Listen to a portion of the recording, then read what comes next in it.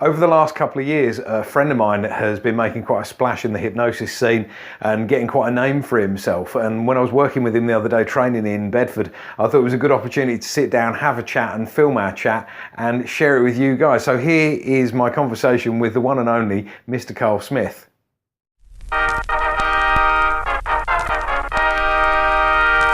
Wow. Hello everyone, I'm here with my good friend Karl Smith, who I've known for a number of years but have never really done any of this sort of public media stuff, interviewing stuff, so I thought it was high time. We've been training today in Bedford and I thought it was a good opportunity to have a chat and ask him some of the questions that I've heard him answer many of these questions before, but I think they're interesting. I think these are interesting things to know, so I thought I'd share on the internet with the YouTube audience what some of these questions are. Hi Karl, thanks for joining us on this momentous occasion of an interview on my YouTube channel. It's been it's probably come up, I don't know, 8-9 years, I think. Must be long time we've been hanging out and chatting and learning about hypnosis and teaching people hypnosis and just hanging out and having fun. So this is long overdue. So my first question for you, Karl, is when did you first know that you wanted to be a hypnotist? Because you were in the army for many years and then the police force for many years, and it's not maybe a natural progression then to come out of that and go become a hypnotist. So when did you first know that this was a route you wanted to take? I've been asked this question. I've been asked this question before, and I actually think I actually thought it started when I was involved in an incident with a car, which most people know about, but I'll talk about later on. But actually, I think my intrigue started with Ken Webster, a well-known stage hypnotist, currently at Blackpool, I believe at the Horseshoe. He may have moved on from now, but if you do some research, Ken Webster. I'm a Great Yarmouth lad. I'm from Norfolk, Great Yarmouth, and I know it's terrible, but I'm from Great Yarmouth. But Ken Webster was there for like years. He was there for like, I don't know, nearly 10 years. And I used to sneak in and go watch him. But I didn't believe it. I didn't believe even when he did the pre-show, then he did a show, and then he did the adult show. So even before serving in the forces and that, this was a thing that you already knew about and you were already sort of conscious of? Yeah, I did, and it's something I was thinking about not so long ago, actually, and I was thinking about how Ken Webster had really set off the intrigue in my mind all those years ago. I was trying to figure out, why are those people doing what they're doing? This is a load of cack. You're sitting there like, nah, there is no way on God's given earth that you can sit there and make somebody think they're doing A, B, and C, stuff like that. And that's where the intrigue started. Yeah. But then when I joined the military, obviously that was subdued, because obviously when you join the military, you become a little robot. And then all of a sudden, then I joined the police. And it wasn't until I had an incident with a drink driver and somebody helped me with hypnosis that actually that spark. So it was like a penny drop moment of like, this is something I want to do. And I regressed back actually thinking about it, because when the person spoke to me, they went, "Oh, let's show you some hypnosis," and I went, "Yeah, whatever. Yeah. You're not doing anything that's going to make me do A, B, and C, like what I'd seen on the scene." That was what Ken Webster had left in there, and when I actually found out, after going through the ritual hypnosis that we know, that your viewers would know as well, that ritualistic thing to do the therapeutic element, that I really understood roughly the basis of hypnosis as we believe it. Yeah. If that makes, So and there was a point at which you thought, I could do this. This is cool. This is something I want to do. So. Was that at that sort of period? When did the penny drop and you went, actually, I could, 2006. I was involved in a serious incident with a drink driver, and it was when somebody helped me. That was the key part. Somebody helped me, and I went boom, like that. My first opportunity with hypnosis was with a serving police officer, but I won't forget him. There's a guy called Alex Buxton, and I was on a course with him. And with a police training course was this? No. It was a civic course. I was still in the police, but I'd obviously opened up this intrigue in my little mind, and I went on a course with Jonathan Chase. Oh, okay. So I did a course with Jonathan Chase, and Alex Buxton was there. Alex Buxton was the guy that sat opposite me and was the first successful person to actually, I believe, I'd been on a course for a year on one of those lots of badges. Yeah, I know the one. Yeah, we all know lots of badges. still trying to figure out. But I went on this course with Jonathan Chase, and I sat there with Alex Buxton, and literally, he's up in the Knutsford area, and he literally popped me, and I'll never forget it. Yeah. In like 9 hours, 9 consecutive hours. I don't want to scare potential people watching this, but I'd had trauma from military and police and a car accident and stuff like that, and it all just poured out. It all just kept coming out. So that was the day that I went, I want more of this. Yeah. I want more of this. And I just couldn't do it, and I had to leave the police eventually because it just took over I my remember life. we had lots of conversations about it as things were progressing. Yeah, I left the police, and to be quite honest, to leave a career that I was getting paid in to go into a career that some people may consider you don't get paid a lot in was a big thing. But actually, brave move. I mean, but you got to a point with it where you couldn't continue to do both. I remember you were just burning out, and you were just doing. Full weeks, effectively in terms of the hours you were spending doing it. You were doing a full week's work with the police and a full week's work as a hypnotist. When I finished work. Yeah. And it was, and I think what drove me initially was passion over profit. Yeah. And I know a lot of people get really sticky about money in hypnosis. You shouldn't earn, you just earn £5 or something. But actually, I was starting to earn money. I was making myself a career, and I got myself in a position where I could effectively leave the police and have a profession as well. But that was the key thing, and I think that moment with Alex, when we were in Exeter that day, will always 2006, 2007, I believe it was. So was that the first time you hypnotised someone else as well on that course? Obviously, on John Chase's course, everyone's going to be practicing on each other. So I'm assuming that on that course you were also hypnotising people. Okay, so the first ever time I went on, and look, let's not completely around the bush here, I went on one of them elongated hypnosis courses that teach you a lot about Sigmund Freud and about fancying Spend a your couple mother. of years learning what you can learn in a day. I learned a lot about fancying my mother. Not that I do, but Sigmund Freud type stuff. And long story short is that when that theoretical element is important, however, it's not when you want to be a hypnotist. Yeah. You learn that later. It's interesting and it's good background, but it's not going to make you a better hypnotist. So let's forward on 9 months into that course. We're still trying to figure out whether I have hypnotised, and everybody's sitting there going, I don't know. And it comes back to, while I was on this year-long course, prior to my big course with Jonathan, I went on a 2-day hypnosis event with him. And it was like basis of hypnosis inductions, and then followed by symbolism, I think it was at the time. Or was it just the rapid inductions? Either way, I went on this weekend course with Jonathan, and I turned into this rabid little creature. So on that day, we were doing lots and lots of rapid stuff. So I can't really pinpoint who I did. Sure. But my most memorable is that I did that 2-day course while still on that year-long course. Right. And I went back to that course, and there's a guy called Paul Gibson. I'll watch this.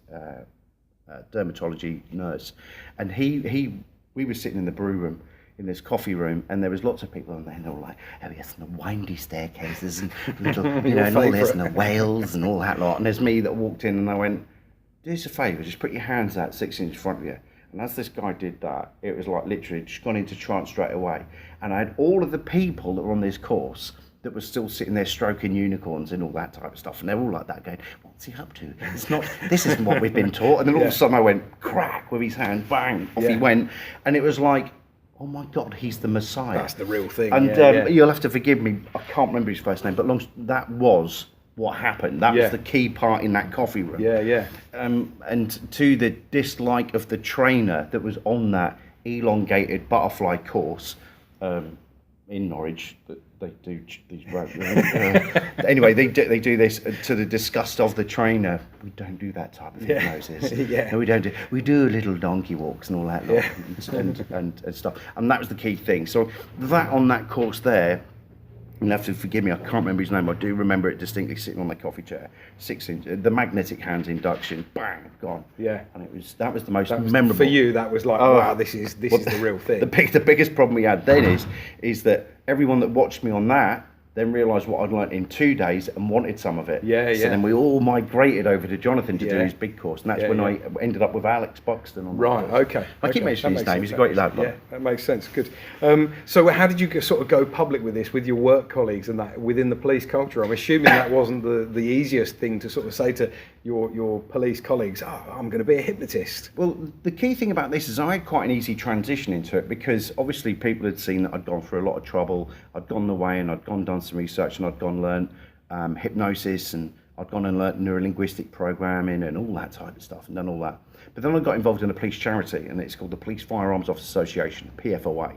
And long story short is that when police officers are involved in fatal incident or near fatal incidents, the charity itself offers a unique support mechanism for police officers. Right. So when police officers are in problems and stress, anxieties and tensions, especially firearms officers, which was my role, they can go there, and it's a support network, not just for the officers, but their family. We tend to forget that when somebody is having depression or anxiety or anything like that, we deal with the person, but we tend to forget about the periphery, the satellite people that have been affected. And that's where I got involved. And how I started to gain credibility amongst the rough and tough environment I was in was by helping their families. That was what happened. By helping the wives of, the sons of, the daughters of, and helping them. And that was the part, because people are going, what? How did you just do that? Yeah, they're seeing the results and the effects. They're not probably caring how you got that result. They just see the benefit. Yeah. Excellent. What's the wildest thing you've seen? The wildest application, or the most amazing thing you've seen done using hypnosis? And I'm quite lucky, because obviously I do a lot with post-trauma. There's two elements to that, isn't there? Yeah. What seriously have I seen? And what's funniest? Of course, there's. And for the Puritans out there, they're going to be like, no, yes, well, we don't do that stagey stuff. Whatever. Right, but I think both are impressive, and both are important in their own way. Yeah. The entertainment stuff can be, wow, like this is fantastic. But also the trauma stuff, just seeing someone make a massive difference in a short space of time can be. I think there should be some form of crossover here. I think there should be some element of entertainment and professional therapeutic, and I think that crossover helps me. Yeah. But I think one of the most is like post-trauma removal, instant post-trauma removal, and then checking out afterwards. Yeah. And the most craziest thing I think I've ever seen is a guy called Anthony Calls in Las Vegas. Don't let the kids watch. Go look at Anthony Calls in Las Vegas. I know of him. I'm going to go and have to look him up now. Anthony Calls, if you're prudish, don't watch it. Yeah. But you do see the power of hypnosis, and do I respect the art form that he's using it in? Yes. Would I do what he does? No. That's no disrespect to Anthony. But do I appreciate the power of hypnosis and the way its application? Yes, absolutely. Awesome. But yes, then you've got the therapeutic element as well. So what's your definition of hypnosis? How do you define it? In terms of either a client sat in front of you, or a person you meet in the street, or in any sort of context, have you got a definition? I think when you're looking at it, like, I think when you're explaining it to a client, it's the same as anything that that we used to learn in the military, or Jonathan Chase, who was my mentor when I first started out here. I think the key thing that you've got to look at is keep it simple, stupid. And I just keep it as focus and a change of state. Whether if you're sitting there calmly and we can change your state into a state of fear, that's hypnosis. It's, and the suggestibility. So focus, change your state, and with that focus comes a clarity for suggestible work to happen. Cool. And this time next year I'll probably change my mind. I don't know. It's an untangible subject. Yeah, I mean, we all sort of constantly developing our understanding and constantly sort of evolving our definition of what it is. And it's like on this course, my opening gambit is I'm teaching you something that we don't know what is real and it's untangible. I'm teaching you something that I don't know what it is and is untangible because you can't feel it, touch it, and do anything. No one's even proved that it actually even exists at this stage. Yeah, but yeah. We're teaching it, but its application works. Yeah, in that which format. is that's without doubt that there is some effect going on here. So Hmm. yeah, good. Okay, moving back to sort of what we touched on earlier, talking about PTSD. You wrote a book. There's no D in PTSD. Can you tell us a little bit about how that came about and what that's about, and just give us your... No D in PTSD is about my story, and basically, I think the first page about choices is about we've all got choices, the way that we deal with it. And the key thing about it is that when I had post-trauma and I was suicidal, which when on the book launch, I forgot my mother was in the room and told her. Anyway, so it doesn't matter. But the thing is that I think with post-trauma is that with the way that people are labelled, I understand labelling. I get labelling, because if somebody has something and they need to know what it is, I understand boxing it off. But it's when people claim it as an identity. Yeah. So post PTSD, when I redone the research, let's go back a few years. When I did the first research on it, I typed into Wikipedia post-trauma stress and then disorder, and disorder came up under the describing what it is. Broken toilet door disorder, and I thought to myself, I'm not a broken toilet door, but it was always that search of what is this, why has this happened, and all of that, and I think when I listen to people saying, I'm post-traumatic, I suffer with, and I'm like that. Taking it on as an identity. It's the identity when we go into when we go into the hierarchy, innit? Sure.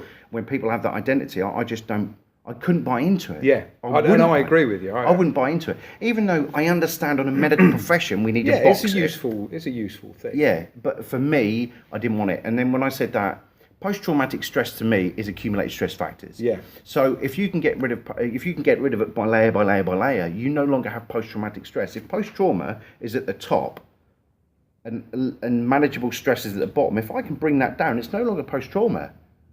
You have acute stress, then manageable stress, then normal, for want of a better term, normal stress, and that day-to-day stress, I should say, not normal stress, not day-to-day. So it's about managing it, and acute stress, and then post-trauma.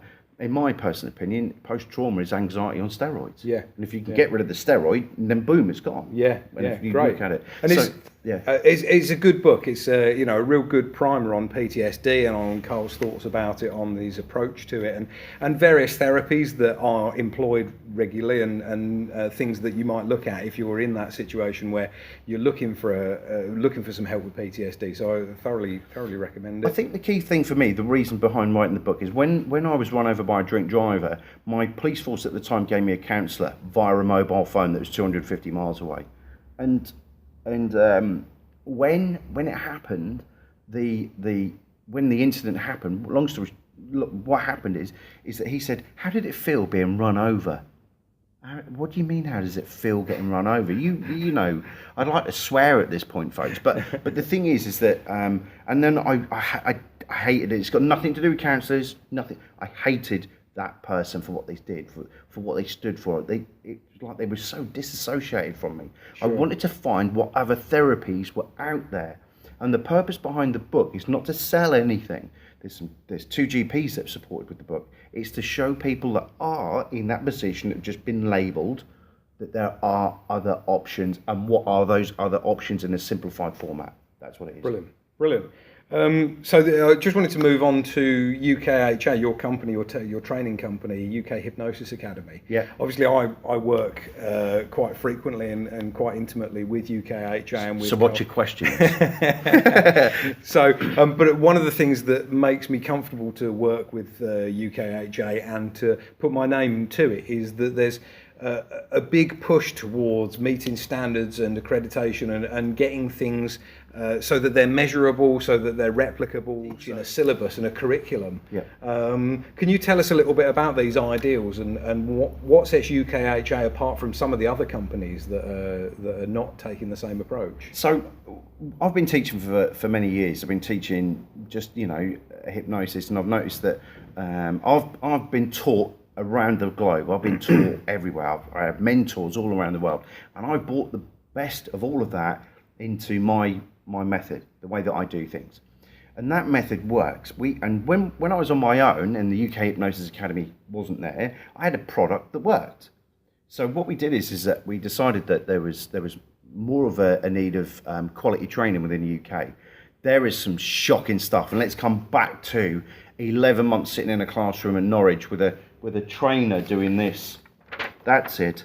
And on the Elmin induction, we're going to lift the hand. That's it. And that was the type of training I got, and I was disgusted by it. It was like, the trainer didn't know what it was. Elman would be disgusted. Elman would. I'll tell you anyway. Yeah. He would have done.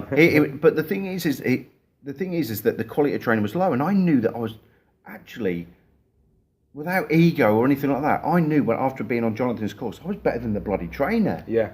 And even after a weekend, I could sit there and go, "This is wrong." Yeah. I'm not saying that a weekend's training is all of it. But the quality of standard, the quality of training, and when you look at some of these Facebook forums, has anyone got a script for bulimia or anorexia? Stop the bus, people. Stop the bus. And that's where we were. Now, all of my team are ex-firearms officers within the police. They're all ex-firearms trainers, taught at a high standard with curriculums, assessments, with guidance, with everything that we need to have a quality controlled environment. So what we did is that we decided to then branch out and allow other people to teach our product and put those parameters, like your good self, around the product. And if you haven't seen The Founder with Michael Keaton, this academy does not sell burritos or chicken wings. You'll understand that if you watch The Founder with Michael Keaton. It's about how a company kept its continuity in a product, the quality and continuity. Yeah, that's the key thing. It's about standards, and this is one of the things that I like most. And you've brought Andy Latto in, and I was going to mention him, who's working fantastically hard behind the scenes and sometimes in front of the scenes to get this standardisation. Not just standardisation, but the documentation to prove that it's standardised. We've got a system that is replicated from police training. Yeah. And that means that we can replicate that. So there is all the parameters that we need, that if in the eventuality there's an incident or somebody says that they did a course 6 years ago and that this happened, then we can say, hang on a minute, no, that happened. It's documented. It's all documented. Everything's there. The assessment criteria. Why didn't they get a certificate? Because we don't give certificates away in this. You have to hit assessments. It's not a pay to pass course. No, none of the stuff that we're doing. And we've got things in place. We've dragged it from the police curriculums, not the police curriculums. We're not teaching firearms, by the way. But But just in terms of structure, you've taken the ideas of that kind of structure and that kind of rigorous measuring of how well things are being taught. You have to. Yeah. You know, and there's so much rubbish out there at the moment. Out there. There's so much out there. There's so much theft of property. There's so much, ill-equipped trainers going out there doing stuff and teaching, poor subjects, and that's where we are. We want to keep a high standard. Most people know that. Yeah, brilliant. Okay, so finally, let's wrap this up. How can people get hold of you? What's this is here? ukhypnosisacademy.co.uk. Oh no, lovely new banner, isn't it? It's lovely. It's fantastic. It's great. We love it. Yeah. So UK Hypnosis Academy. And what I would say is that I'm all about proof in the pudding. Yeah. You know that. I don't sit there and say, I've got the best courses, and then sit there and go like that. And as you go down the windy road, we're not into that.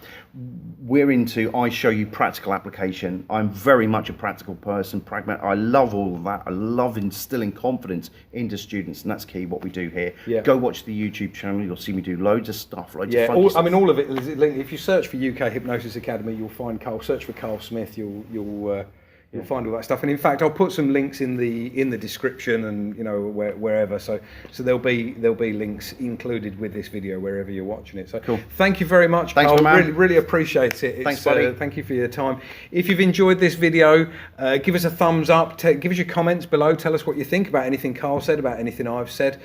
Subscribe to the channel as well. Make sure you subscribe for more videos. Normally they're videos about hypnosis, hypnotherapy, psychology, but there's the odd video about other things I think are interesting. So stay in touch, stay tuned, comment below, and I'll see you next time. Thank you.